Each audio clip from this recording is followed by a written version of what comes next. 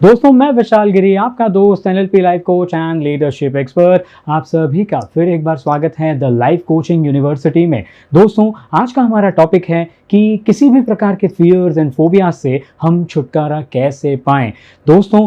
वैसे तो कई प्रकार के फियर्स एंड फोबियाज होते हैं जो हम इंसान अपने मन में लेकर के चलते हैं। जैसे किसी को हो सकता है कि पानी में जाने का डर रहता हो, किसी को हो सकता है कि थोड़ी ऊंचाई से डर लगता हो सकता है कि किसी को फ्लाइट में बैठने से डर लगता हो सकता है कि कुछ लोगों को शायद पर्टिकुलर कोई स्पेसिफिक एक इंसान हो उससे शायद डर लगता हो सकता है कि किसी को स्टेज का डर लगता हो, या फिर किसी को शायद एग्जामिनेशन से डर लगता हो, किसी को शायद जब रिजल्ट आते हो उस समय पर डर लगता हो सकता है ये परिस्थिति कोई भी हो, और चाहे ऐसी कोई भी चीज हो या फिर ऐसी कोई परिस्थिति हो या फिर कोई भी ऐसा इंसान हो जिसका शायद एक डर अगर आपके मन में बैठा हुआ है, तो ऐसे कोई भी फियर या फिर फोबिया से हम छुटकारा पा सकते हैं एनएलपी की मदद से। चलिए दोस्तों, समझते हैं कि ऐसा आखिर हम कैसे कर सकते हैं। दोस्तों, हम इस बात को समझें कि किस प्रकार से हम किसी भी फियर या फोबिया से छुटकारा पा सकते हैं, उससे पहले हमें यह समझना होगा कि आखिर ये फियर या फिर ये फोबिया हमारे माइंड में आया कहां से। दोस्तों, अब अलग अलग लोगों के मन में अलग अलग प्रकार के फियर्स एंड फोबियाज हो सकते हैं, और इन सभी फियर्स एंड फोबियाज के होने के पीछे अलग अलग लोगों के लिए इसके अलग अलग कारण हो सकते हैं। दोस्तों, वैसे ज्यादातर केसेस में मैंने देखा है कि ज्यादातर लोगों के जीवन में अगर कोई फियर या फिर फोबिया है तो फिर उनके जीवन में जरूर कोई ना कोई ऐसी घटना घटी हुई होती है जो शायद उन्होंने खुद ने अनुभव की है, या फिर उन्होंने किसी और के जीवन में उसे होते हुए देखा है, या फिर उन्होंने शायद कहीं से ऐसा सुना है, कहीं से पढ़ लिया है, टीवी पर कभी देख लिया है, किसी वीडियो में देख लिया है, या फिर कोई भी ऐसा दूसरा माध्यम जहां से उनको ये इंफॉर्मेशन मिली है। लेकिन दोस्तों, एक बात मैं आपको यहाँ पर क्लैरिटी से बता दूं कि जब कभी भी उनको जब ये पहली बार इंफॉर्मेशन मिली तब उन्होंने उस फियर या फिर उस फोबिया को पहली बार महसूस किया, लेकिन उसके बाद से लेकर आज तक उस फियर या फिर उस फोबिया को वो बार बार महसूस करते हुए आ रहे हैं। अब इसका मतलब ये नहीं कि वो घटना भी बार बार हो रही है, वो तो घटना जो एक बार होनी थी वो तो हो चुकी, लेकिन अब भी उसका जो फियर है वो कहीं ना कहीं हमारे मन में कायम है। And the simplest reason for that is nothing but कि हमारी जो मेमोरी है उसने उस घटना को या फिर उस इंफॉर्मेशन को अब तक अपने अंदर पकड़ के रखा हुआ है। अब दोस्तों, सीधी सी बात है कि अगर आपकी मेमोरी में कोई ऐसी चीज है कि जो इस फियर या फोबिया को क्रिएट कर रही है या फिर आपको उसका अनुभव करवा रही है, तो इसका मतलब है कि अगर आप इस फियर या फोबिया को अपने मन से हटाना चाहते हैं तो आपको सीधे सीधे उस मेमोरी को अपने माइंड से हटाना होगा या फिर उसे बदलना होगा। और अगर हम ऐसा कर पाते हैं तो हम किसी भी प्रकार के फियर्स एंड फोबिया से छुटकारा पा सकते हैं। It is as simple as that. दोस्तों, यहां पर एक सिंपल सी चीज और मैं चाहूंगा कि आप समझें, and that is nothing but कि आखिर ये मेमोरी क्रिएट कैसे होती है। दोस्तों, आज जो बाहर की दुनिया में घटनाएं घट रही हैं या फिर वहां की जो भी इंफॉर्मेशन हम हमारे भीतर एब्जॉर्ब कर रहे हैं, तो उसे करने का एक सिंपल प्रोसेस क्या है,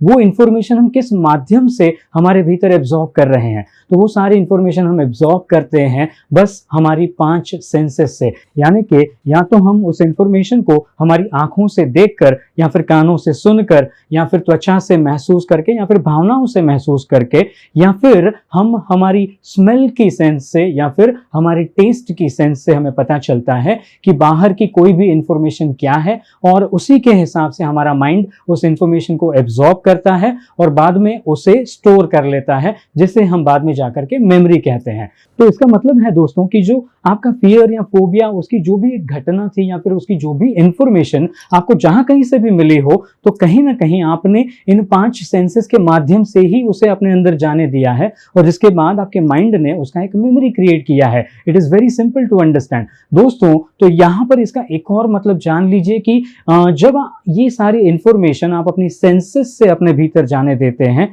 तब जब आपका माइंड उसका एक स्ट्रक्चर बनाता है या फिर उससे जब एक मेमोरी को क्रिएट करता है, तो वो किस फॉर्मेट में करेगा, तो बिल्कुल वो तब उसे इन्हीं फॉर्मेट्स में करेगा, जैसे कि आपकी देखे हुए विजुअल्स, आपकी सुनी हुई आवाजें और आपकी महसूस की गई हुई फीलिंग्स, या फिर उसका जो स्पर्श होता है वो। तो दोस्तों, यहाँ पर मैंने बाकी की 2 चीजों को नहीं बताया, जैसे कि हमारी स्मेल या फिर हमारे टेस्ट की सेंस, बिकॉज ऐसे केसेस में ज्यादातर ये जो स्मेल की सेंस या फिर जो टेस्ट की सेंस होती है, इसके पास से ज्यादा इंफॉर्मेशन नहीं मिलती। ज्यादातर इंफॉर्मेशन मिलती है हमारे विजुअल्स, हमारे ऑडियोज और हमारी फीलिंग्स, जिसे काइनेस्थेटिक भी कहा जाता है एनएलपी की लैंग्वेज में। अब दोस्तों, अगर आप इतनी सीधी सी बात को जान लें कि बाहर की दुनिया से अगर हमने पिक्चर्स में इंफॉर्मेशन उठाई तो वो पिक्चर्स में ही अंदर गई, अगर हमने ऑडियो में इंफॉर्मेशन उठाई तो वो ऑडियो के फॉर्मेट में अंदर गई, और अगर उस समय पर हमने फीलिंग्स को महसूस किया तो उसकी जो फीलिंग्स हैं अब वो भी स्टोरेज में कायम है। और इसी वजह से अब जब कभी भी वैसी सिमिलर सिचुएशन आपके सामने आती है,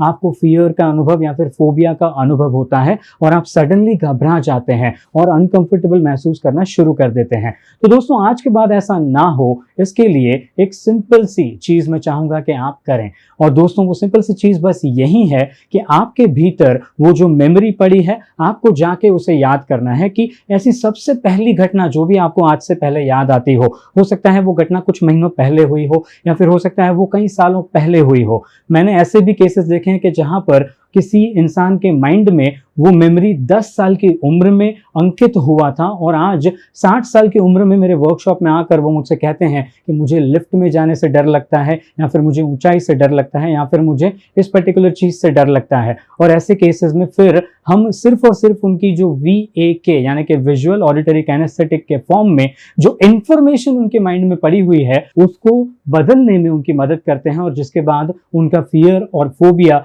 या तो कंप्लीटली खत्म हो जाता है या फिर काफी हद तक वो कंट्रोल में आ जाता है, और जिसके बाद वो उन चीजों को कर पाते हैं जिन्हें वो कब से करना चाहते थे। दोस्तों, वैसे तो कई सारे टूल्स एंड टेक्निक्स ऐसे हैं एनएलपी में कि जिससे फियर्स एंड फोबियाज जैसे प्रॉब्लम्स का सोल्यूशन आप ढूंढ सकते हैं या फिर अपने इन प्रॉब्लम्स को सॉल्व कर सकते हैं। जब कभी आप मेरे लाइव वर्कशॉप में आएंगे, जिसे हम कहते हैं द लाइफ चेंजिंग वर्कशॉप, जो एनएलपी के ऊपर आधारित मेरा एक लाइव प्रोग्राम है, जहां पर कई लोग आते हैं और अपने अलग अलग प्रॉब्लम्स के ऊपर मुझसे लाइव क्वेश्चन आंसर्स करके अपने सॉल्यूशंस को लेकर के जाते हैं। ऐसे आप भी कभी चाहें तो फ्रेंड्स मेरा द लाइफ चेंजिंग वर्कशॉप जरूर अटेंड करें, जो एनएलपी के ऊपर आधारित है। हालांकि अभी फिलहाल अगर आपकी लाइफ को बदलना हो या फिर अभी अगर आपको अपने फियर्स एंड फोबिया से छुटकारा पाना हो तो अभी इमीडिएटली हम क्या कर सकते हैं, तो उसके लिए भी फ्रेंड्स मैं आपको अभी एक टूल देने जा रहा हूं जो कुछ इस प्रकार से है।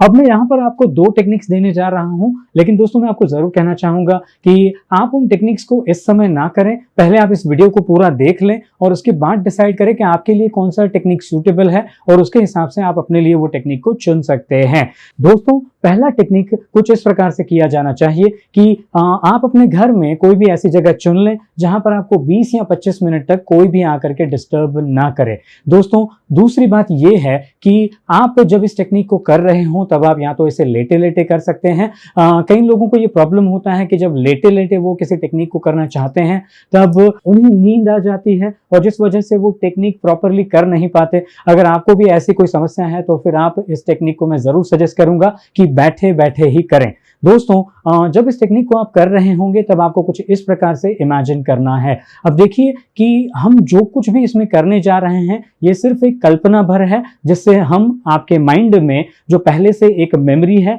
उसे बदलकर एक नई मेमोरी को क्रिएट करने जा रहे हैं। अब यहाँ पर खास बात यह है कि आप जब कल्पना की दुनिया में जाते हैं तो वहां पर कोई सीमाएं नहीं होती, वहां पर कोई बंधन नहीं होते। तो जब आप इस टेक्निक को कर रहे होंगे तब आपको सिर्फ इतना इमेजिन करना है कि आप एक छोटे से कमरे में बैठे हुए हैं, बहुत ही कंफर्टेबली, बहुत ही आराम से, और आपके सामने है आपका टीवी, और जिस टीवी का रिमोट कंट्रोल आपके हाथ में है। वैसे आपको ध्यान रखना है कि इस टेलीविजन में वो एक फीचर है कि जिससे आप किसी मूवी को रिवाइंड कर सकते हैं, यानी कि आप उसे थोड़ा सा पीछे की तरफ लेकर के जा सकते हैं। सो फ्रेंड्स, जब आप इस टीवी को ऑन करेंगे तब आपको आपका जो फोबिया वाला जो मेमोरी है आपको टीवी पर नजर आएगा, ऐसा आपने उस पर इमेजिन करना है। और जब आप उसे इमेजिन कर रहे हैं तब आपको डायरेक्टली उस पॉइंट पर नहीं जाना है जिसे हम पॉइंट ऑफ इंपैक्ट कहते हैं। यानी कि अब पॉइंट ऑफ इंपैक्ट क्या है, जैसे कि दोस्तों मान लीजिए कि अगर किसी इंसान को कुत्ते से डर लगता है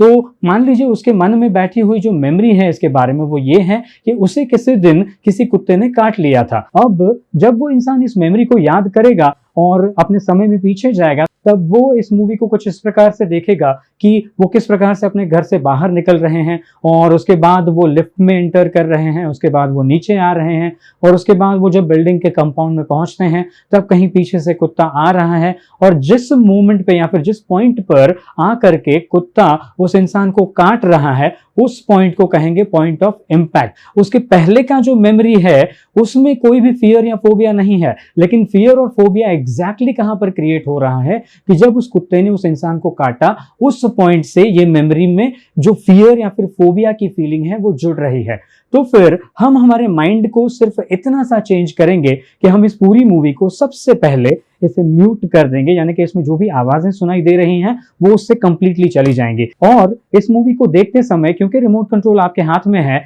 इसका मतलब है कि पूरा कंट्रोल भी आप ही के हाथ में है। तो आप जब चाहें तब टीवी को म्यूट करके उसकी आवाजें बंद कर सकते हैं। तो फिर आपको टीवी की वॉल्यूम को कंप्लीटली म्यूट कर देना है। जब आप उसे म्यूट कर लें तो दूसरा काम आपने ये करना है कि आपने उस पूरी मूवी को ब्लैक एंड व्हाइट बना देना है। अब ब्लैक एंड व्हाइट क्यों? दोस्तों देखिए, एक सिंपल सी बात को समझिए कि जिस भी एक मूवी में हमें आवाजें सुनाई देती हैं, वो मूवी जितना बड़ा होता है, जितना ज्यादा कलरफुल, जितना ज्यादा ब्राइट होगा, उतना ही उसका इम्पैक्ट आपके माइंड के ऊपर ज्यादा होगा। और अगर ये कोई फियर या फोबिया वाली मेमोरी है तो ये आपके माइंड में बैठे हुए अगर बहुत ज्यादा बड़ी है, कलरफुल है, बहुत ज्यादा ब्राइट है और इसमें बहुत सारी अगर आवाजें जुड़ी हुई हैं, तब ये आपके माइंड में और भी ज्यादा फियर की फीलिंग्स को क्रिएट कर रही हैं। और जब तक ये ऐसे के ऐसी रहेंगी तब तक ये आपके माइंड में बार बार इन फीलिंग्स को ट्रिगर करते रहेंगे। तो यहां पर क्योंकि हम इस फियर और फोबिया को खत्म करना चाहते हैं तो इसके इम्पैक्ट को कम करना बहुत ज्यादा जरूरी है।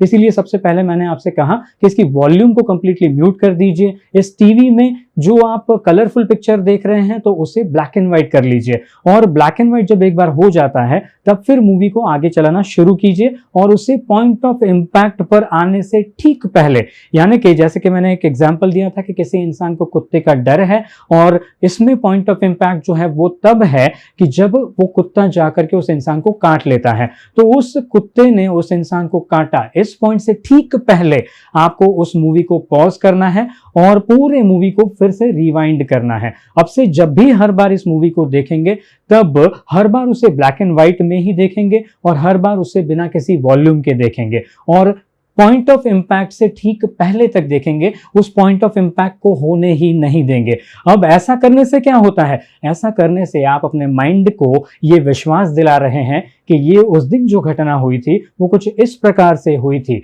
जैसे कि मैं घर से बाहर निकला, लिफ्ट में अंदर गया, मैं नीचे तक गया, बिल्डिंग के कंपाउंड तक गया और उसके बाद एक कुत्ता दूर से आ रहा था, लेकिन जैसे ही वो मुझे काटे उससे पहले मैंने मूवी को पॉज कर दिया, यानी कि वो घटना कभी घटी ही नहीं थी। It is that simple. और वाकई में इतना ही आसानी से इस काम को किया जा सकता है। लेकिन यहां पर एक चीज मैं आपको बताऊं जो बहुत ज्यादा इंपॉर्टेंट है, और वो है इस पूरे प्रोसेस का रिपीटेशन। अब जब आप इस मूवी को एक बार चलाएंगे तो लगभग आपको 30 से 60 सेकंड लग सकते हैं, लेकिन इसी मूवी को हमें बार बार पॉइंट ऑफ इंपैक्ट से ठीक पहले तक लेकर जाकर उसे रिवाइंड करना है। इस प्रोसेस को आपने लगभग 20 बार करना है। और ये 20 बार हम कैसे करेंगे? क्या हम थोड़ा थोड़ा गैप देकर कर सकते हैं? बिल्कुल नहीं, ये एक ही बार में होना चाहिए, एक ही स्ट्रेच पर होना चाहिए, तो ही इसका जो कंपाउंडिंग इफेक्ट है वो आपके माइंड के ऊपर पड़ेगा और आप इन प्रकार के फोबियाज और फियर्स से छुटकारा पा सकेंगे। तो फ्रेंड्स, कई बार ऐसा होगा कि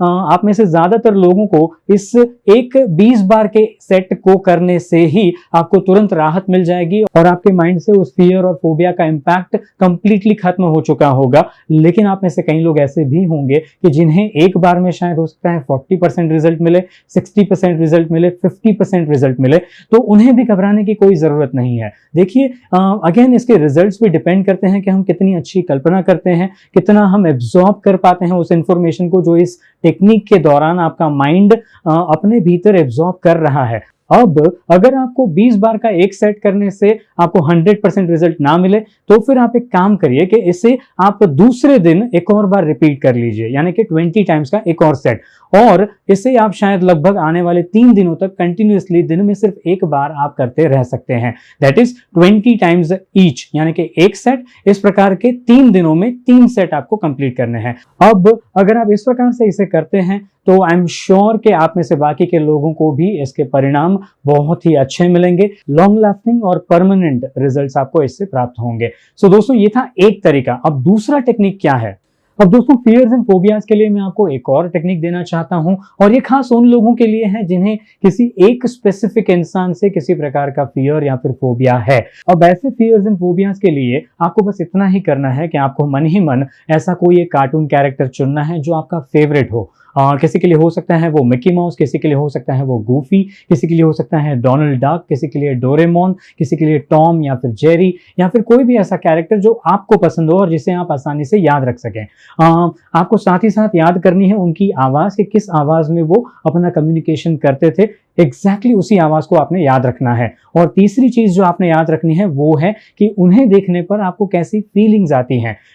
और जब आपको ये तीनों चीज़ें याद आ जाती हैं, इसका मतलब है कि आपको अब उनकी विजुअल, उनकी ऑडियो और उनकी फीलिंग्स, यानी कि उनका काइनेस्थेटिक VAK, तीनों अब आपके माइंड में आपको याद है। अब आपको अगला काम ये करना है कि आपको अपने माइंड में जाना है। इस बार अगर आप टीवी पर देखें तो भी ठीक है, अगर आप डायरेक्टली उस इमेज को देखना चाहें तो भी ठीक है। Either ways it is fine. अब इस प्रोसेस में हम क्या करने वाले हैं? तो इस प्रोसेस में हम बहुत ही सिंपल सी चीज करने वाले हैं, और वो ये है कि आप बस उस इंसान को याद करेंगे, या फिर रादर उस मेमोरी को याद करेंगे कि जिस मेमोरी की वजह से आपको इस समय भी वो फियर या फोबिया आपके माइंड में है। और अब भी कई लोगों के लिए सच हो सकता है कि जब कभी भी वो उस पर्टिकुलर इंसान को देखते हैं तब वो थोड़ा सा घबरा जाते हैं, डर जाते हैं, अनकंफर्टेबल महसूस करने लगते हैं। तब आपको एक बहुत ही सिंपल सी चीज़ करनी है कि उस मेमोरी में जाइए जिसकी वजह से आपको ये फियर या फोबिया आज भी महसूस होता है, और उस इंसान को अपने बिल्कुल सामने देखिए, और अपने साथ कुछ कलर्स के डिब्बे और अपने हाथ में एक ब्रश ले लीजिए जिससे आप पेंटिंग कर सकें। और तुरंत ही जाके आपको ये करना है, उन रंगों का इस्तेमाल करते हुए आपको उस इंसान के चेहरे को बिल्कुल ऐसा रंग देना है जैसे कि वो आपका फेवरेट कार्टून कैरेक्टर हो, चाहे वो मिकी माउस हो या फिर डोनाल्ड डक हो या फिर और भी कोई कैरेक्टर। और जब आप उन्हें वैसा रंग देते हैं तब आपको इमेजिन करना है कि अब वो इंसान का चेहरा बिल्कुल डोनाल्ड डक या फिर मिकी माउस के जैसा हो चुका है। उसे ध्यान से देखना है और उससे जो फीलिंग्स आपके भीतर क्रिएट हो रही है उसे महसूस करना है। अगला स्टेप ये है कि आपको वो इंसान जो भी बातें कह रहे थे उस एक्चुअल मूवी में, उन्हीं बातों को उन्हें कहते हुए सुनना है, लेकिन इस बार उन्हें उन बातों को उनकी खुद की आवाज में नहीं बल्कि आपका जो कार्टून कैरेक्टर है उसकी आवाज में कहते हुए सुनना है। और जब आप उस कार्टून कैरेक्टर की आवाज में उस व्यक्ति के शब्दों को सुन रहे हैं तब आपके भीतर अगेन एक हंसी वाली फीलिंग क्रिएट होगी, एक फनी फीलिंग क्रिएट होगी। तो उस फीलिंग को महसूस करना है। तो ये हो गए इसके 2 स्टेप। अब तीसरा स्टेप ये है कि आपको खुद का साइज बहुत ज्यादा बड़ा बना लेना है। मैंने पहले ही कहा था कि दोस्तों हम ये सब कुछ अपनी कल्पनाओं में करने जा रहे हैं जिससे हम अपनी मेमोरी को चेंज कर सकें। तो फिर हम यहाँ पर जब कल्पना कर रहे हैं तो इस कल्पना की दुनिया में कोई बंधन नहीं होते, तो आप चाहें उतना बड़ा खुद को बना सकते हैं। मैं तो आपको कहूंगा कि आपको खुद को इतना बड़ा बना लेना चाहिए कि जब आप अगेन उस इंसान को अपने सामने देखें तो वो लगभग आपको इतना छोटा नजर आए कि उसका साइज आपके लगभग पैर के अंगूठे के बराबर हो जाए। और जब आप उसे उतना छोटा देखते हैं, एक आपके फेवरेट कार्टून कैरेक्टर के रूप में देखते हैं, उसे उस आवाज में बात करता हुआ सुनते हैं, और इसके बाद चाहे वो इंसान आपको किसी प्रकार की फिजिकल हानि पहुंचाने की कोशिश कर रहा हो, या फिर आपको कुछ बुरे शब्द कह रहा हो, या फिर किसी प्रकार से आपका मजाक भी उड़ा रहा हो, लेकिन जब आप उसे देखते हैं कि उसका साइज इतना छोटा सा हो चुका है, तब उसकी आवाज का, उसके शब्दों का, या फिर जो भी उसकी एक्शंस हैं उनका आपके ऊपर प्रभाव जो पड़ रहा था पहले, उससे ये कई गुना घटकर अब लगभग ना के बराबर रह गया है। अब दोस्तों इस पूरे प्रोसेस को आपने लगभग 20 बार रिपीट करना है। अगेन इसे एक ही स्ट्रेच पर करेंगे, इसमें बिल्कुल भी गैप्स नहीं लेंगे। अगेन दोस्तों मैं फिर से आपको एक बार रिपीट कर दूं कि हम सभी की इमेजिनेशन कैपेसिटी अलग अलग होती है। तो किसी को इसमें एक ही बार इस सेट को करने से, यानी कि 20 बार का एक सेट करने से ही फायदा हो जाएगा। कुछ लोगों को इसे शायद 3 दिन तक कंटिन्यू करना पड़ेगा। आप देखें कि आपको एक बार करने से कैसा कैसे रिजल्ट मिलते हैं और उसके बाद आगे क्या करना है ये डिसाइड करें।